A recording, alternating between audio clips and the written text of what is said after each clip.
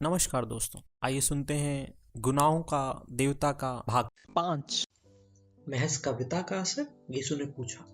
कभी किसी खास आदमी के लिए तेरे मन में हंसी या आंसू नहीं उमड़ते? कभी अपने मन को जांच कर तो देख। कहीं तेरी नाजुक ख्याली के पर्दे में किसी एक की सूरत तो नहीं छिपी है?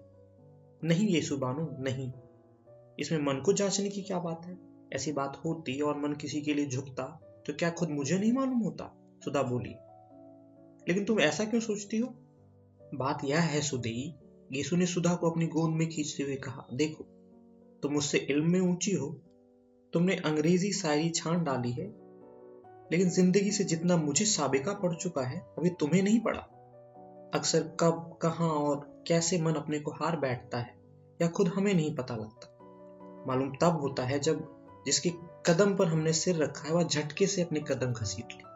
उस वक्त हमारी नींद टूट जाती है और तब हम जाकर देखते हैं कि अरे, हमारा सिर तो किसी के कदमों पर रखा हुआ था और उनके सहारे आराम से सोते हुए हम सपना देख रहे थे कि हमारा सिर कहीं झुका ही नहीं। और मुझे जाने तेरी आंखों में इधर क्या दिख रहा है कि मैं बेचैन हो गई हूं। तूने कभी कुछ नहीं कहा, लेकिन मैंने देखा कि नाजुक असार तेरे दिल को उस जगह छू लेते हैं जिस जगह उसी को छू सकते हैं जो अपना दिल किसी कदमों पर चढ़ा चुका हो। मैं यह नहीं कहती कि तूने मुझसे छिपाया है, कौन जानता है तेरे दिल ने खुद तुझसे यह राज छिपा रखा हो। और सुधा के गाल थपथपाते हुए गेसु बोली, लेकिन मेरी एक बात मानेगी तू? तू कभी इस दर्द को मोल न लेना, बहुत तकलीफ होती है। सुधा हंसने लगी। तकलीफ की क्या बात, तू तो है ही, तुझसे पूछ लूंगी उसका इलाज। मुझसे पूछकर क्या कर लेगी? दर्द दिल क्या बांटने की चीज है? बांट ले अपने पराये दर्द दिल। नहीं, तू बड़ी सुकुमार है, तू इन तकलीफों के लिए नहीं बनी मेरी चंपा। और गेसु ने उसका सिर अपनी छाती में छुपा लिया। टन से घड़ी ने 3:30 बजाए। सुधा ने अपना सिर उठाया और घड़ी की ओर देखकर कहा, ओहो, 3:30 बज गए और अभी तक गायब। किसके इंतजार में बेताब है तू? गेसु ने उठकर पूछा। बस दर्दे दिल, मोहब्बत, इंतजार, बेताबी, तेरे दिमाग में तो यही सब भरा रहता है आजकल। वही तू सबको समझती है। इंतजार नहीं, चंद्र अभी मास्टर लेकर आएंगे। अब इम्तिहान कितना नजदीक है। हाँ, ये तो सच है। और अभी तक मुझसे पूछ, क्या पढ़ाई हुई है? असल बात तो यह है कि कॉलेज में पढ़ाई हो तो घर में पढ़ने में मन लगे, और राजा कॉलेज में पढ़ाई नहीं होती।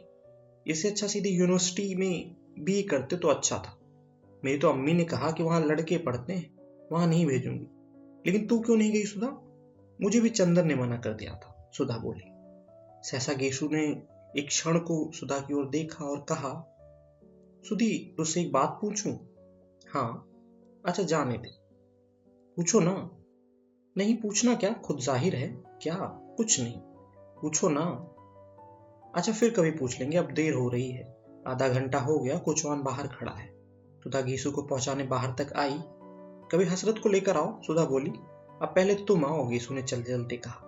हाँ, हम तो बिनती को लेकर आएंगे और हसरत से कह देना तभी उसके लिए तोहफा लाएंगे। अच्छा, सलाम। और घीसू की गाड़ी मुश्किल से फाटक के बाहर गई होगी कि साइकिल पर चंदर आते हुए दिख पड़ा।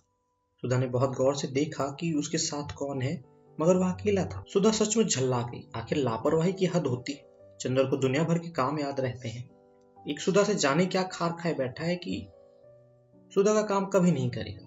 इस बात पर सुधा कभी कभी दुखी हो जाती है और घर में किससे वह कहे काम के लिए। खुद कभी बाजार नहीं जाती।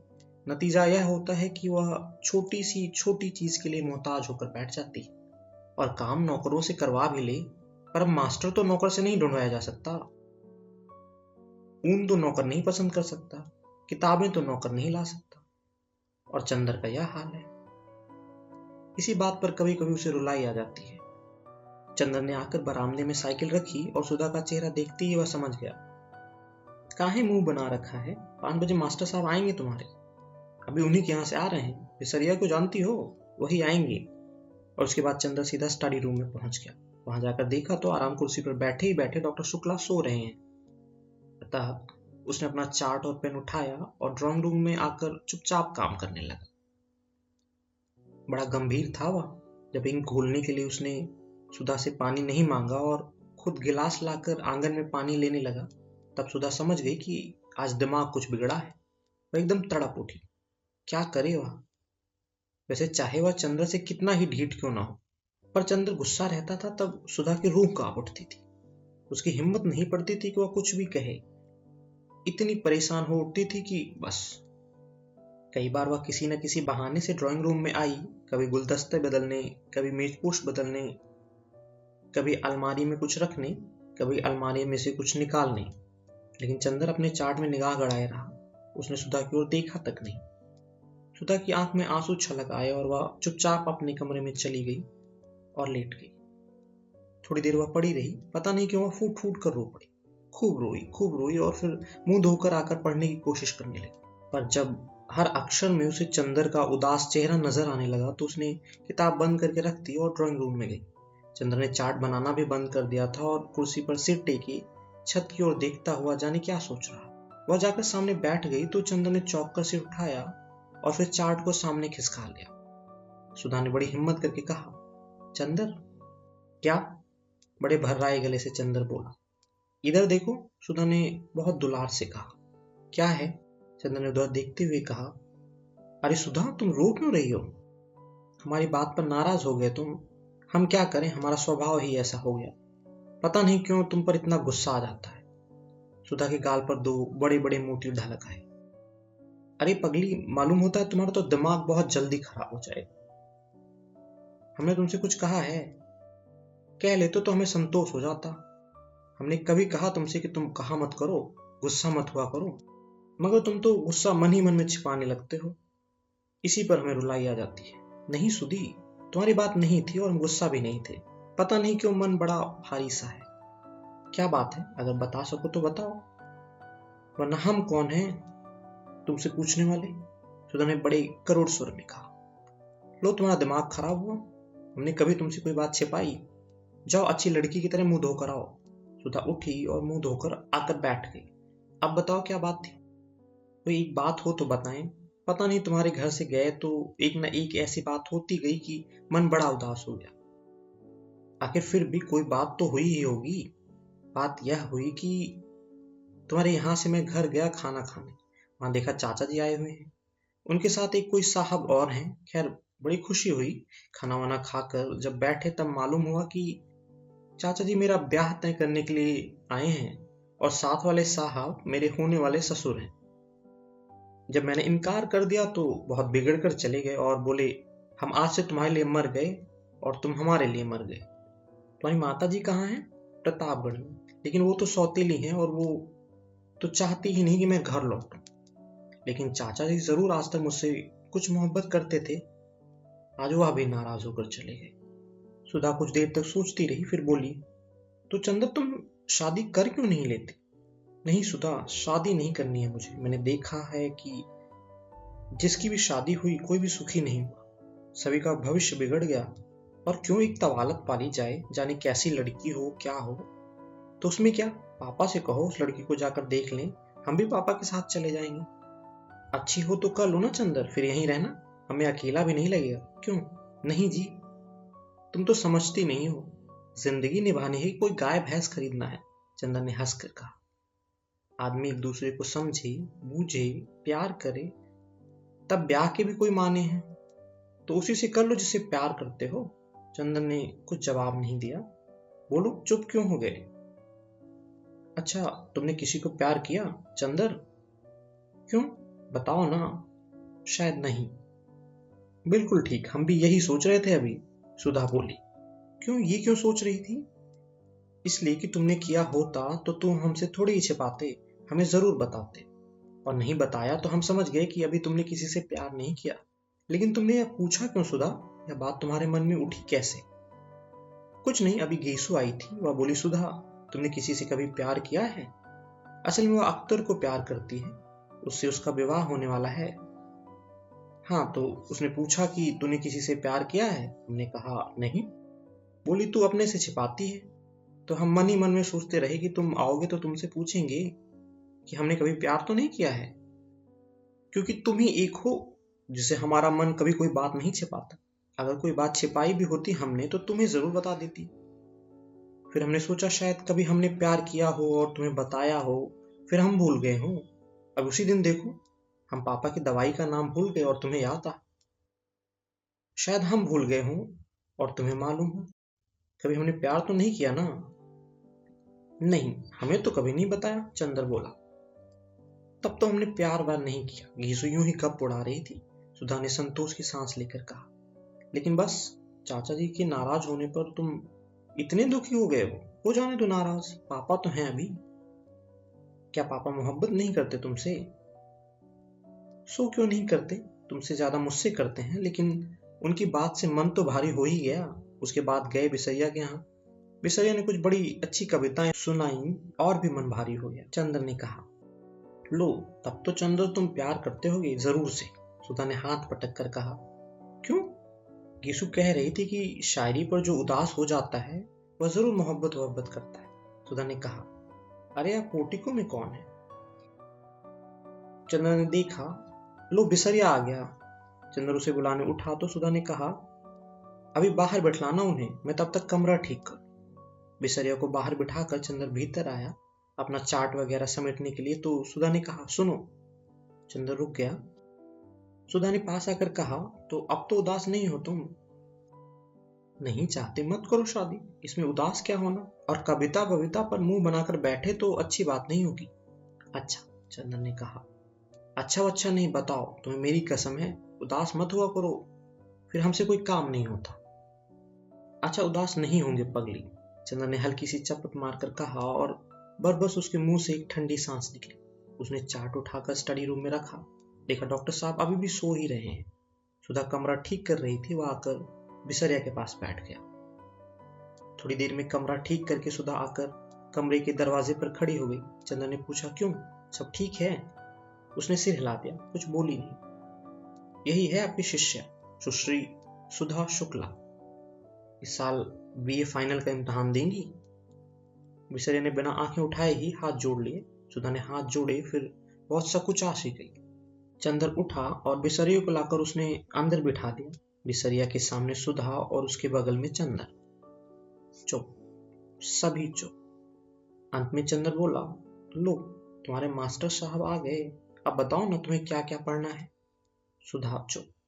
बिसरिया कभी यह पुस्तक उलटता, कभी वह। थोड़ी देर बाद वह बोला, आपके क्या विषय हैं? जी, बड़ी कोशिश से बोलते हुए सुधा ने कहा, हिंदी, इकोनॉमिक्स और गृह विज्ञान। और उसके माथे पर पसीना झलका। आपको हिंदी कौन पढ़ाता है? बिसरिया ने किताब में ही निगाह गड़ाए हुए कहा। सुधा ने चंदर की ओर देख और मुस्कुराकर फिर मुंह झुका लिया। बोलो ना तुम खुद। कि राजा गर्ल्स कॉलेज में है, शायद मिस पवार हिंदी पढ़ाती है। चंदर ने कहा, अच्छा अब आप पढ़ाइए, मैं अपना काम करूं। चंदर उठकर चल दिया। स्टडी रूम में मुश्किल से चंदर दरवाजे तक पहुंचा होगा कि सुधा ने बिसरिया से कहा, जी मैं पेन ले आऊं, और लपकती हुई चंदर के पास। ए सुनो चंदर। चंदर रुक गया और उसका कुर्ता पकड़कर छोटे बच्चे की तरह मचलते हुए सुधा बोली, तुम चलकर बैठो तो हम पढ़ेंगे, ऐसे शर्म लगती है। जाओ चलो, हर वक्त वही बचपना। चंदर ने डांट कर कहा, चलो पढ़ो सीधे से, इतनी बड़ी हो गई अभी तक वही आदतें। सुधा चुपचाप मुंह लटका कर खड़ी हो गई और धीरे धीरे पढ़ने लग गई। चंदर स्टडी रूम में जाकर चार्ट बनाने लगा। डॉक्टर साहब अभी तक सो रहे थे। एक मक्खी उड़कर उनकी गाल पर बैठ गई और उन्होंने बाएं हाथ से मक्खी मारते हुए नींद में कहा, मैं इस मामले में सरकार की नीति का विरोध करता हूं। चंद्र ने चौंक कर पीछे देखा। डॉक्टर साहब जग गए थे और जमुहाई ले रहे थे। जी आपने मुझसे कुछ कहा? चंदन ने पूछा। नहीं, क्या मैंने कुछ कहा था? ओ, मैं सपना देख रहा था कि क्या बज गए। 5:30। अरे बिल्कुल शाम हो गई। डॉक्टर साहब ने बाहर देखकर कहा, अब रहने दो कपूर, आज काफी काम किया है तुमने। चाय मंगवाओ। सुधा कहाँ है? पढ़ रही है, आज से उसके मास्टर साहब आने लगे हैं। अच्छा, जाओ उन्हें भी बुला लो और चाय भी मंगा लो। उसे भी बुला लो, सुधा को। चंद्र जब ड्राइंग रूम में पहुंचा तो देखा सुधा किताबें समेट रही है और बिसरिया जा चुका है। उसने सुधा से कहना चाहा, लेकिन सुधा का मुंह देखते ही उसने अनुमान लगा लिया कि सुधा लड़ने के मूड में है। अतः वह स्वयं ही जाकर महाराजिन से कह आया कि 3 प्याला चाय पढ़ने के कमरे में भेज दो। जब वह लौटने लगा तो खुद सुधा ही उसके रास्ते में खड़ी हो गई और धमकी के स्वर में बोली, अगर कल से साथ नहीं बैठोगे तुम तो हम नहीं पढ़ेंगे। हम साथ नहीं बैठ सकते, चाहे तुम पढ़ो या ना पढ़ो। चंदा ने ठंडे स्वर में कहा और आगे बढ़ा। तो फिर हम नहीं पढ़ेंगे, सुधा ने जोर से कहा। क्या बात है, क्यों लड़ रहे हो तुम लोग? डॉक्टर शुक्ला अपने कमरे से बोले। चंद्र कमरे में जाकर बोला, कुछ नहीं, ये कह रही है कि पहले हम कहेंगे। बात काटकर सुधा बोली, पापा, हमने इनसे कहा कि तुम पढ़ाते वक्त बैठा करो, हमें बहुत शर्म लगती है। ये कहते हैं पढ़ो चाहे ना पढ़ो, हम नहीं बैठेंगे। अच्छा अच्छा, जाओ चाय लाओ। जब सुधा चाय लाने गई तो डॉक्टर साहब बोले, कोई विश्वास पात्र लड़का है, अपने घर की लड़की समझकर सुधा सौंपना पढ़ने के लिए। सुधा अभी बच्ची नहीं है। हाँ हाँ, अरे यह भी कोई कहने की बात है। हाँ, वैसे अभी तक सुधा तुम्हारी ही निगहबानी में रही है, तुम खुद ही अपनी जिम्मेवारी समझते हो। लड़का हिंदी में एमए है। हाँ, एमए कर रहा है। अच्छा, तब तो बिनती आ रही, उसे भी पढ़ा देगा। सुधा चाय लेकर आ गई थी। पापा, तुम लखनऊ कब जाओगे? शुक्रवार को। क्यों? और ये भी जाएंगे? हाँ। और हम अकेले रहेंगे? क्यों, महाराज जी नहीं सोएंगे और अगले सोमवार को हम लौट आएंगे। डॉक्टर शुक्ला ने चाय का प्याला मुंह से लगाते हुए कहा। एक गमगदे की शाम, मन उदास, तबीयत उचटी सी, सितारों की रोशनी फीकी लग रही थी। मार्च की शुरुआत थी और फिर भी जाने शाम इतनी गर्म थी या सुधा को इतनी बेचैनी लग रही थी। पहले वह जाकर सामने के लॉन में बैठी, लेकिन सामने की मौलसरी के पेड़ में छोटी छोटी गौरैयों ने मिलकर इतनी जोर से चहचहाना शुरू किया कि उसकी तबीयत घबरा उठी। वह इस वक्त एकांत चाहती थी और सबसे बढ़कर सन्नाटा चाहती थी, जहां कोई ना बोले, कोई बात ना करे, सभी खामोशी में डूबे हुए हैं। वह उठ कर टहलने लगी और जब लगा कि पैरों में ताकत ही नहीं रही तो फिर लेट गई हरी हरी घास पर। मंगलवार की शाम थी और अभी तक पापा नहीं आए थे। आना तो दूर, पापा या चंदर के हाथ के एक पुर्जे के लिए तरस गई थी। किसी ने यह भी नहीं लिखा कि वे लोग कहाँ रह गए हैं या कब तक आएंगे। किसी को भी सुधा का ख्याल नहीं। शनिवार या इतवार को तो वह रोज खाना खाते वक्त रोई।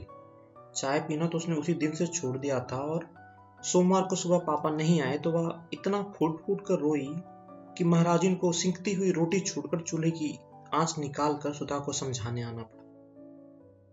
और सुधा की रुलाई देखकर तो महाराजिन के हाथ पांव ढीले हो गए थे। उसकी सारी डांट हवा हो गई थी और वह सुधा का मुंह ही मुंह देखती थी।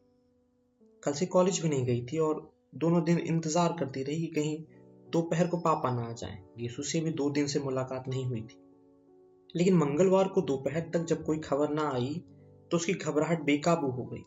इस वक्त उसने बिसरिया से कोई बात नहीं की। आधा घंटा पढ़ने के बाद उसने कहा कि उसके सिर में दर्द हो रहा है और उसके बाद खूब रोई। उसके बाद उठी, चाय पी, मुंह हाथ धोए और सामने के लॉन में टहलने लगी और फिर लेट गई हरी हरी घास पर।